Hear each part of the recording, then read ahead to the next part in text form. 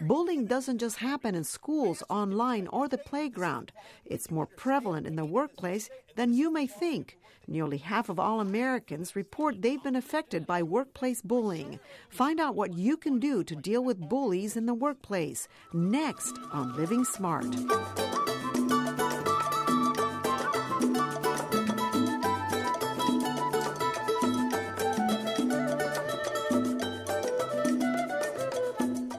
Hello, I'm Patricia Gras. Welcome to Living Smart, the show designed to help you get the most out of life. Clayton Sr. often speaks about diversity, leadership, and management. He's been the director and diversity strategist with the University of Houston's International Institute for Diversity and Cross-Cultural Management since 1999. Over time, one of the subjects he's chosen to tackle is workplace or corporate bullying. What do you do when someone uses either verbal, psychological, physical abuse, or humiliation to get their way? How do you handle this type of harassment? He's here to enlighten us. Thank you so much for joining us. My pleasure. And Mr. Clayton, I'd like to start with a definition always. Pamela Ludkin-Sandvik expands the definition of workplace bullying as follows. It is a persistent verbal and nonverbal aggression at work that includes personal attacks, social ostracism, and a multitude of other painful messages and hostile interactions. Now, in your opinion, what is the difference between workplace bullying and harassment? Sounds very similar. Very much so. There are some distinct differences, though. Harassment, in most cases, is targeted towards individuals based on a category that they may represent. Women may be harassed primarily because of gender. People who speak with an accent may be harassed primarily because, again, of that distinction. However, when it comes to bullying can be for any number of reasons, but it's normally something the bully has found in the person they're picking on that makes them think either this person is smarter than, more attractive than, more popular than, and it's similar to some of the same reasons people are bullied in schools, only now it happens in the workplace. Now, let's look at another definition. Gary and Ruth Mamie define workplace bullying as repeated, health-harming mistreatment, verbal abuse, or conduct which is threatening, humiliating, intimidating, or sabotage that interferes with work, or some combination of the three. What are your thoughts about that? Because that's a different type of definition. Yeah, absolutely. And just as a quick side note, I personally have been bullied. So the examples that you're giving in those definitions are real. There is a physical component relative to the impact of being bullied. There also are impacts around your performance, things that now will affect how you actually do your job as well. So those are absolutely perfect definitions in that context. How does someone know they're being bullied or harassed? I mean, how do you know? In most cases, the person being bullied knows it. There are examples of where the person doing the bullying may not be aware of the extent to which that behavior is now being perceived. So there are some instances where the bully knows that they're clearly creating an environment that's not healthy, but they may not know it goes to that extreme. Normally the behaviors, regardless of the definition, are seen as deliberate. They're repeated in most cases. And unfortunately, the target is clearly aware that they're being picked on. So those are the three rules of definition: deliberate, disrespectful, and repeated. Yes, ma'am. That's something that you have to be remembering when you're being bullied. Yes, and that's going to be at the core of almost any definition that you'll see as well. Okay. Now, is there a fine line between being like a tough love kind of boss, hard, someone who keeps you accountable, and a bully? Great question. How do you define? And I'll give you the example is that in most cases, and again, I'll specifically talk about the Houston area where we've got a significant amount of oil and gas and production facilities, where in that culture, there are managers who truly do take the tough love approach to managing. Mm-hmm. However, what crosses the line is when it becomes personal. It's one thing for me to ride you every day about some nuance of your job because I don't think you're doing it well enough and giving you feedback on how to improve. Even if I'm over the top in that feedback, it's another when now I assail you personally around the reasons that you're not able to accomplish the task. That's where it crosses the line. Give me an example of that. It's one thing to say, for an example, that there are skills you may be missing to effectively do the job, and I think you should have those skills, so I'm consistently kind of nudging you along, though not necessarily in a kind way. Right. That's helping you do your job better. Okay. But if there now is a connection to what's not being done and you're not smart enough, or you don't have the intellect to pull it off, and I make it personal, that's when it crosses the line. Okay. Are there certain tactics that corporate bullying include? When you say tactics, elaborate. I'm not sure what you mean. Well, are there certain things that they use to treat you badly? Oh, absolutely. There are an array of different behaviors that constitute bullying. There's not a one-size-fits-all. There are some bullies that are micromanagers, and their whole intent is to find any possible behavior or work behavior, if you would, that you've engaged in that they can ride you on. There's others that they have a confrontational, in-your-face type demeanor, and they are literally yelling and screaming about everything that you do. There's literally a dozen or more different kinds of bullies, and sometimes you're not even aware that you're being bullied because the definition hasn't been clearly defined. So you don't necessarily know that that constitutes bullying until someone says, the analogy I'll use is this, sexual harassment. That when organizations 10 or 15 years ago started training around what was and was not sexual harassment, people often left the workshops going, wow, I didn't know that was sexual harassment. It's the same thing when you start defining what is bullying. Often in the definition, someone will hear, I've been going through that. Right. And I knew it didn't feel good, but I didn't really know how to define it. How can, and we'll talk about definitions later, how can a victim ultimately be affected by bullying? Oh, tremendous impact. Every organization I know of today is trying to get more with less. And the thing they have less and less of are people. And the one thing every organization needs is for their employees to bring their A game to work every day. In most cases, when employees go through these behaviors, there is a reaction relative to the physical impact. There's a reaction relative to the performance impact. And those are things organizationally that have a direct financial impact on the organization. And there's many examples of that as well, too. Who exactly are the perpetrators of this? Bullies come in every size, shape imaginable. Unfortunately, the people being bullied more often than not are women. There's a disproportionately high number of women on the receiving end of bullying. Right. It's 57% women are more likely to be bullied than men, which amazes me. And the other one is that women tend to bully women, 71% of the case. Absolutely right. And again, unfortunately, a lot of people hear that and assume that the men being bullied are rare, and that, two, they fit a visual profile, if you would, of someone who's small-framed, quiet, sits in a corner, and looks like a target.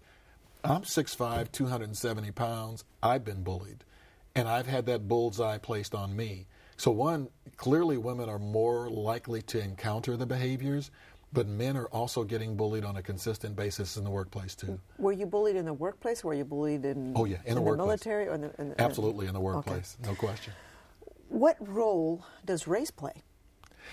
It may have some impact, but the majority of the distinguishing factors of why you are being bullied normally aren't, with some exceptions. There are exceptions to where people will pick on someone they deem to be attractive because for whatever the reasons they don't see themselves as. So as a result, they're now casting those challenges around how they're being perceived on you, and they're trying to belittle and take away from your professionalism and how you perform in the workplace. There's an array of other factors people look at. Race is one, but it's not normally the prevalent one. Absolutely. Is the abuse, I mean, I would think that someone who bullies all the time is kind of, they have some issues, right? Personal, psychological issues. But does the abuser generally know that they're bullying? Or they're clueless? They know what they're doing. There's only a few occasions that there's what we would call the unconscious incompetence in this space. The majority of bullies know that what they're doing crosses a line. Many times they don't know the degree to which it crosses because it becomes so ingrained in their behavior that they literally come to work looking for targets, if you would. And in many cases, let me distinguish that, they're looking for victims. Now, in this context, there's a difference between being a target and a victim. They may target you in the context of the behaviors that they exhibit, but if you allow yourself to exhibit the behaviors of being a victim, that's where learned helplessness comes in, and there's nothing I can do about it. Right. But the first step in ending the bullying, if you're on the receiving end of it, is to frame yourself in the mindset of not being a victim, but a target. And I'm not going to allow you to put that target on me any longer, and I won't be a victim. And we'll talk about what are some of the things you can do to, once you start getting bullied, what do you do? Okay. But I want to know what drives an individual to actively participate in bullying. In most cases, there's an array of behaviors when you start to talk to them that drove what they were doing. And as I said earlier, a lot of it is clearly that they're looking to find a way to put down the person who is professionally performing at a level sometimes higher than the bully.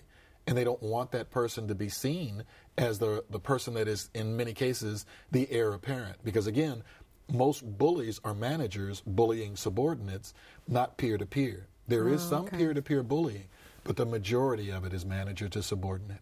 Now, in America today, you cannot file a lawsuit against bullying. Not unless that behavior also crosses the line of potentially involving someone in what HR refers to as the protected categories. So if you are a woman, a minority, someone that has a physical limitation of some sort, and you are being bullied, and your perception is the reason you're being bullied is because of that category that you're in, then there is unquestionably an opportunity to sue. But at the present, there's no law in any state in the U.S. against bullying, though there's 20 plus states that have what are called healthy workplace bills pending that will outlaw the bullying behaviors. But as you can imagine, there's an array of lobbyists trying to prevent it from getting passed. I would think that businesses would care about this because it affects the bottom line. Can you share with me how it affects the bottom line to have bullies in the workplace? Absolutely. I'll give you an example. One organization we did an assessment for that had 5,000 employees. In this case, we found over 75% of their employees had encountered bullying behaviors in the last 12 months. On average, 4 incidents per year. We then just asked a series of very logical questions. If you've encountered this, have you lost productive time at work avoiding the person or worrying about the person who committed the behavior? What we found is that on average, 5 hours of lost productivity were cited by the individual, either avoiding or worrying about the person per incident. So you can do the math pretty quickly. If you've got an average of 4 incidents occurring and you're losing 5 hours per incident, that's 20 hours of lost productivity. And 75% of the employees in this organization of 5,000 people have stated they're losing that amount of productivity. For most executives that I've met with, when we come to them and say, here's what the data shows, X% of your people have encountered this, you get the denial. I can't believe we've got that happening. But when you can connect it to now taking compensation and driving what's being lost relative to lost productivity, connected to that and say, and you're losing $200 million a year in lost productivity. That's when they perk up. They want to stop I gotta it. Listen exactly now. Right. Even though in many cases they're the perpetrator of some of those same bullying behaviors. Exactly. Let's talk about types of bullies, because I found this very interesting. The gatekeeper. Those are the folks that are the ones that assume every employee is stealing. And what they assume you're stealing is time. And those are the folks that literally, if you've got a 15-minute break and you're gone for 16, they're pulling you over to their desk to say, what took you so long on your break? God. But that's also the same manager that knows you come in a half hour early, right. leave a half hour late, and work through your lunch, but they never come over and say, get up from here and go stretch your legs and get out of here for a while. Right. Constant critic. This is very common, I think, right? I worked for one of those as well. Right. There's nothing you can do that's right. The way you speak is wrong. The way you dress is wrong. The way your hair looks, not that I have the challenge anymore, is wrong. But they're not satisfied with anything, and they are indeed a critic over everything that you do. The screamers. Now, these are not so acceptable, are they? Well, you'd be surprised how many times it becomes acceptable depending on who the screamer is. I'll give you an example. Here in Houston, I worked with a company in the petrochemical business. They had one facet of the business that was doing a lot of R&D work, and they had an individual there with multiple PhDs who owned multiple patents that the organization now was reaping financial rewards from. He was also unquestionably a screamer, and everyone knew it. And they turned a blind eye and deaf ear to his behavior because of the value they perceived him to bring. Only no one would work with this man. So after a while, it became nobody's untouchable when they realized people were leaving, including other scientists who just didn't want to work with this person any longer. Oh, boy. Did that ever stop, or he continued screaming? It did stop Okay. once the CEO realized what was happening, because it had been kept cocooned in R&D. But when it got back to the CEO that the perception was this person was untouchable, to the extent of an individual that can take control, the CEO got out of his chair, went over to the R&D part of the organization in another building, called a meeting and said, no one in this building is untouchable, including me. And this stops today. And so it if you did? think you're untouchable, come see me and we'll help you put a resume together. It stopped. It stopped. It He stopped. stopped screaming. Two-headed snake. What is that about? Those are the folks who say one thing to you but say something to someone else.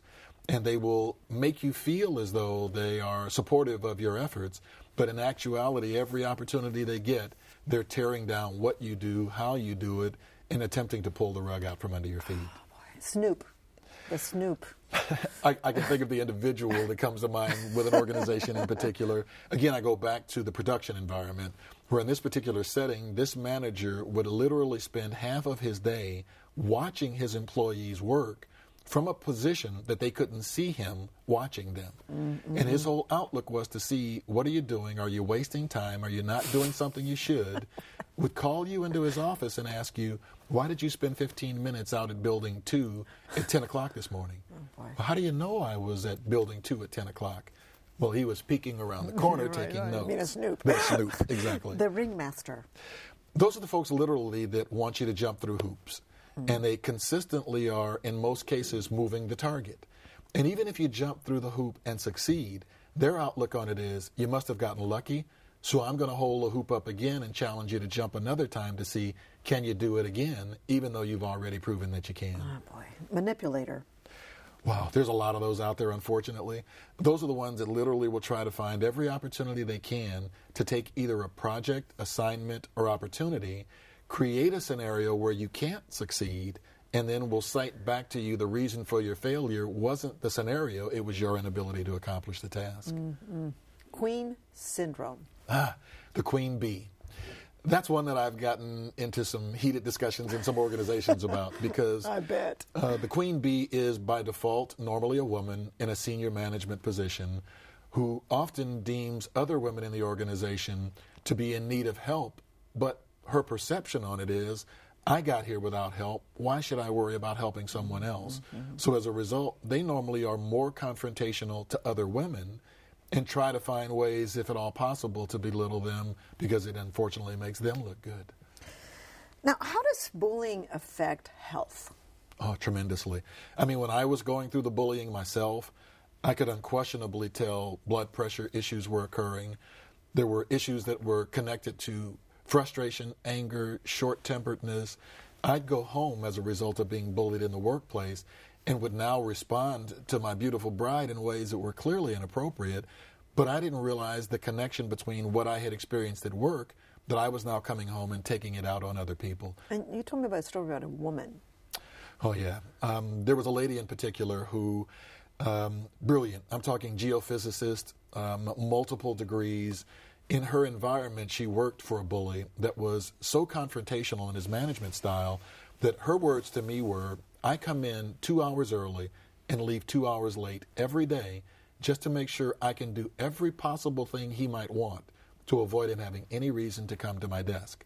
Her words were, when I hear his voice coming down the hall in my direction, I get physically ill to the point that rarely does a day pass that I don't have to pull my trash can out from under my desk to throw up into my trash can when I hear him walking down the hall in my direction.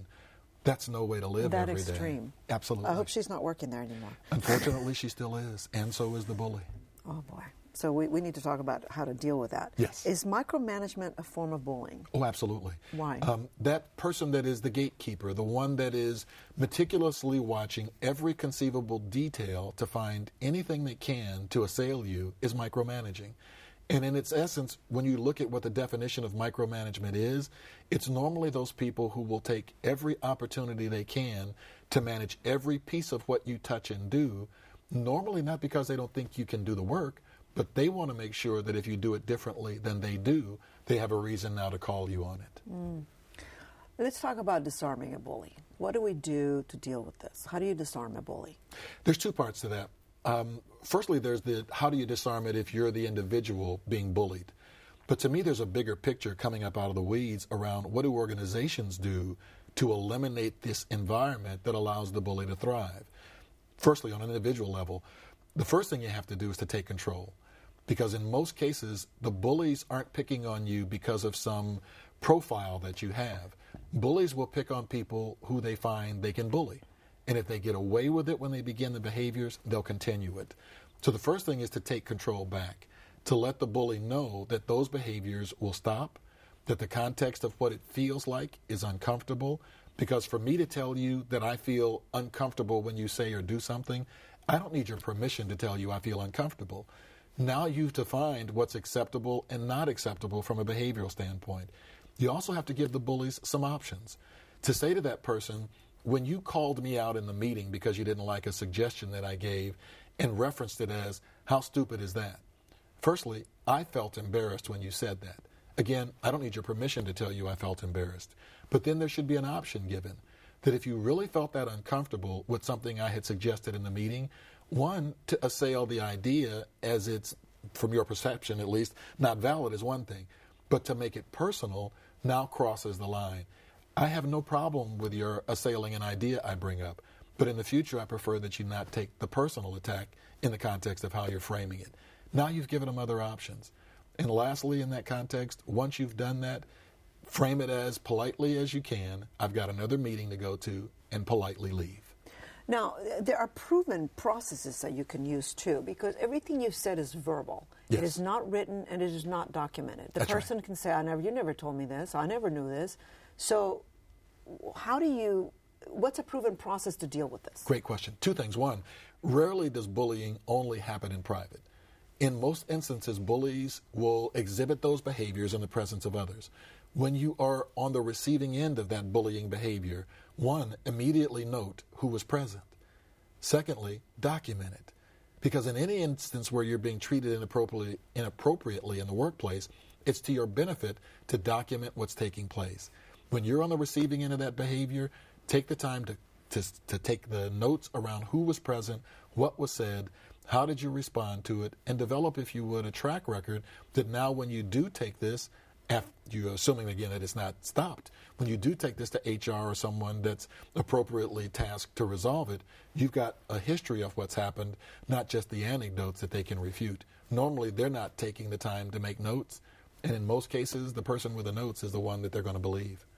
Now, if you're not the one being bullied, but you notice that your coworkers or someone that you care for, or even you don't care for, is being bullied, what can you do? One, if you don't find your voice, what you're defining relative to observing those behaviors is a term we call collusion. And you can collude with people in many ways, but the normal method of colluding is silence. I heard something that was said. I knew it was inappropriate, but I chose not to speak up. The reality is, if you don't speak up today, the first thing we try to get people to understand is that that bully can turn that target on you tomorrow. And if you're not finding your voice today, how can you expect others to find their voice when you're on the receiving end of the behaviors? And clearly there's multiple examples of where, even from a historical standpoint, that's occurred and caused problems societally. I shared this in a meeting the other day that I really thought was appropriate because the comment came up about collusion and is it really that big a deal? The example that I gave was going back to the height of Nazi Germany, and it's a quote from Reverend Niemöller, who was referencing the fact that there were clearly issues relative to how the Nazis were handling people's religious beliefs, that people took, at least in most cases, the perception of they're not talking to me, so I left it alone. The quote was this: first they came for the Catholics and I didn't speak up because I wasn't Catholic. Then they came for the Protestants and I didn't speak up because I wasn't Protestant. Then they came for the Jews and I didn't speak up because I wasn't Jewish. Then they came for me, only there was nobody left to speak up. So if you don't find your voice when you see someone else is on the receiving end of it, keep getting up because eventually that target's going to turn to you. When you see it, you need to say something when it occurs and make sure someone in a position of authority knows, here's what just took place. I made sure they knew that was unacceptable, but somebody needs to take the time to have a conversation with them. Tell me, what are the three things that you would like for people to take away from this, three most important things that you'd like our viewers to take away from this? Well put. It depends on the role you're in. If you're in an organization and have any degree of decision-making or authority in that organization, take ownership. Because these behaviors are not happening in a vacuum. They're happening in every organization, for-profit, not-for-profit, public, private, doesn't matter. Two, if you're on the receiving end of these behaviors, don't assume that you've done anything to deserve it. Because often the perception of people being bullied is very similar to those that are in spousal abuse environments, where the person that is laying hands on someone in that environment makes the person feel as though they're basically nothing, that you deserve to be treated this way. You should be grateful that I even allow you to come to this house. And people buy into that. In the workplace, when you get bullied consistently, often people wonder, is it something about me? I must not be doing my job right. I deserve to be treated this way. If there were anything, as opposed to the 3 points, the most significant point for me would be, if you're being bullied, 1, know that you've done nothing to deserve it, and 2, find your voice. How do you know you're living smart? You have a short time. Sure, when you're making a difference. Because at the end of the day, that's what I'm trying to do, is make a difference. And you are making a difference, Mr. Clayton. Thank you so much for joining us. We really appreciate it. My pleasure. And to learn more about dealing with workplace bullies, go to our website. There you'll find a complete resource list. You can also email us or call us with your comments at 713-743-8513. And that's our show for today. I hope you've enjoyed it. Remember to live smart. I'm Patricia Gras. Have a peaceful week.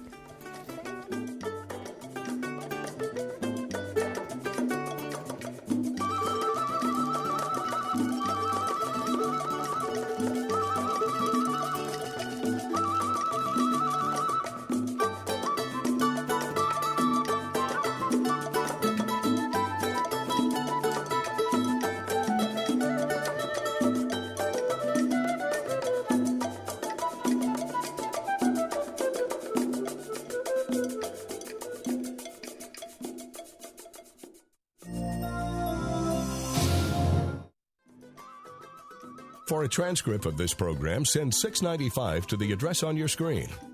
Please include the name of the guest.